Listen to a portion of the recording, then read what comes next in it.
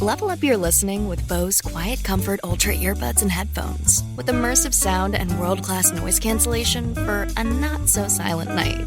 Visit Bose.com/Spotify to shop sound that's more than a present.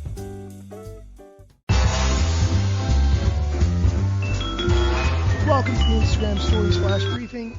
On Mondays, we do Mosseri Monday, which is where head of Instagram, Adam Mosseri, shares tips, things that are going on inside the company.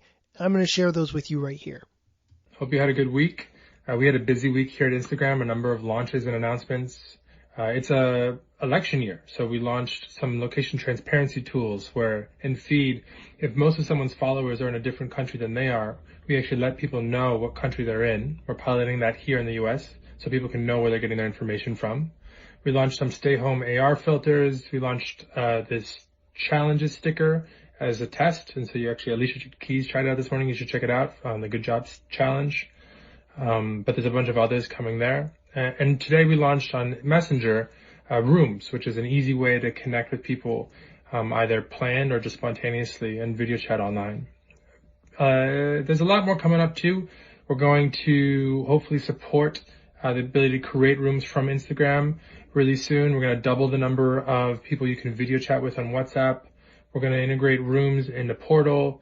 We've got a lot of ideas in the donation space and how we can better support small businesses. And so expect a lot more in the coming weeks from us. You'll notice a lot of these things revolve around the idea of video chat or video conferencing. That's because connecting via video is one of the long-term trends that we've seen for a while now that we think is going to be significantly accelerated by this pandemic. There are others that are super important as well. Things like the shopping online, that's going to happen more and more. Telehealth, the ability to communicate with your doctor without being there in person. Remote work broadly is going to accelerate. And we're trying to think through in these broad trends, how are they going to happen? How are we going to see years of change happen in only a matter of months? And then where Instagram can play a role, how do we do our part? And so that's something that's very top of mind for us. Now let's get into the Q&A because there were some really good ones this week. Here's the question. Landscape shots. Enable rotate phone to see full image. ... Possible in future? So what the person is asking is, would Instagram ever support landscape photography? Possible, yeah, but not something we're currently working on. To handle landscape mode broadly, I think you need to think about the whole app, not just photos. And so we'd want to tackle that comprehensively. So for now, I think we're going to stay focused on portrait mode. Honestly, I can't see landscape photography being really big on Instagram. They've really pioneered using the phone in portrait mode, so that would surprise me. The next question was about rooms, which is a thing that he touched on in the IGTV. The idea of a room is a space where you can video chat with your friends or whoever you want. They're in Messenger, and you can create them from Facebook as of today, and pretty soon you're going to be able to create them from Instagram as well. And the idea is just to help people come together now that we're also physically distant. The next question, will Instagram ever do Instagram original shows like YouTube does?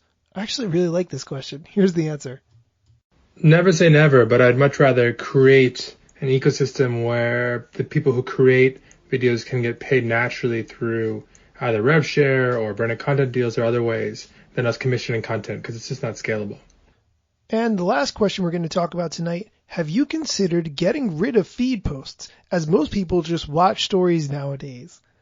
I'm shocked that they use the word nowadays, because who says that? Anyway, here's the answer. Haven't really considered that. I mean, a lot of people still use feed a lot. Those stories obviously is where all the growth is. So something actually nice about the contrast. People post the highlights in feed, and you can sort of see the behind the scenes in stories. And I actually think that relationship is valuable. I completely agree. Stories is a great place to test your content, but long term, people are going to scroll through your feed, and your feed is almost like a museum where you want to show off your best content over time.